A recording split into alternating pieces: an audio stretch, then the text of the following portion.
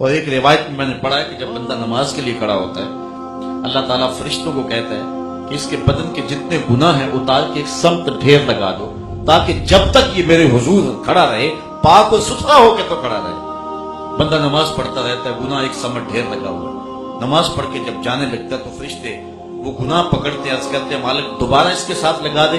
اللہ تعالیٰ فرماتا ہے اترے ہیں تو اترے ہی رہنے دو، میرا بندہ ستھرا ہو کے گھر کی طرف چلا جائے۔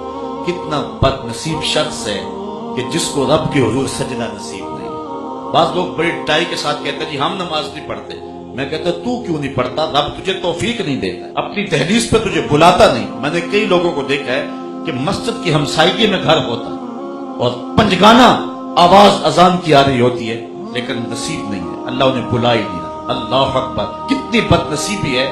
بلکہ آپ نے بھی یہ مناظر دیکھے ہوں گے، بعض اوقات کسی مسجد کی ہمسائیگی میں فوتگی ہو جاتی ہے، جنازہ پڑھنے کے لیے لوگ آئے، مسجد سے وضو کیا، اب ظہر کے بعد جنازہ یا عصر کے بعد جنازہ کسی نماز کے بعد، تو لوگ باہر کھڑے، اندر جماعت ہو رہی ہے، وہ کیوں نماز نہیں پڑھا؟ جی جنازے کے لیے آئے ہوئے، اللہ کے لیے اگر جنازہ پڑھنے آئے تھے تو اللہ کا پیغام اور اللہ کا فرض اس کی تو اندر ادائیگی ہو رہی ہے، لیکن باہر کھڑے کے کھڑے ہیں، فارغ ہیں، کام بھی کوئی نہیں، وضو بھی کیا ہوا ہے لیکن اندر جانے کی توفیق نہیں۔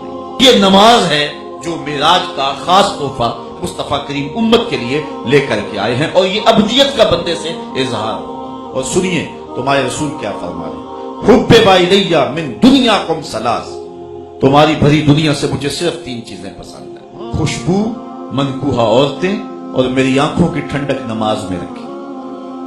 میں کہتا ہوں جو نماز نہیں پڑھتا وہ کیسا عاشق رسول ہے؟ عاشق رسول ہو اور حضور کی آنکھوں کو ٹھنڈک نہ پہنچائے، یہ کیسے ہو سکتا ہے؟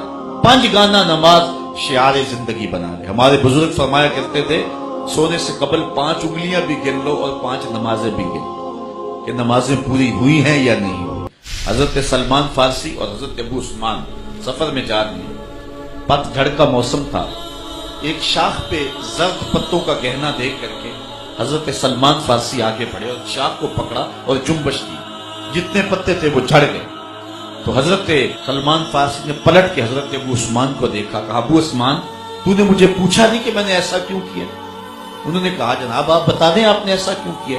کہا ایک دن میں حضور کے ساتھ سفر پہ جا رہا ہوں، راستے میں ایسا ایک درخت آیا، حضور نے یوں شاخ پکڑی، جھٹکا دیا، جتنے پتے تھے جھڑ گئے، میں یہ خوبصورت منظر دیکھتا رہ گیا، لیکن حضور سے میں نے پوچھا نہیں۔ تو حضور نے مجھے کہا اے سلمان فارسی تو نے مجھے پوچھا نہیں کہ میں نے ایسا کیوں کیا؟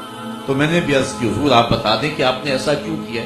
حضور نے فرمایا سلمان جس طرح میں نے جھٹکا دیا ہے اور کوئی پتا بھی باقی نہیں رہا، جب بندہ یہ مومن نماز کے لیے کھڑا ہوتا ہے اس کے بدن پر ایک گناہ بھی باقی نہیں رہتا، سارے گناہ اس کے جھڑ جاتے اور بندہ ستھرا ہو جاتا ہے۔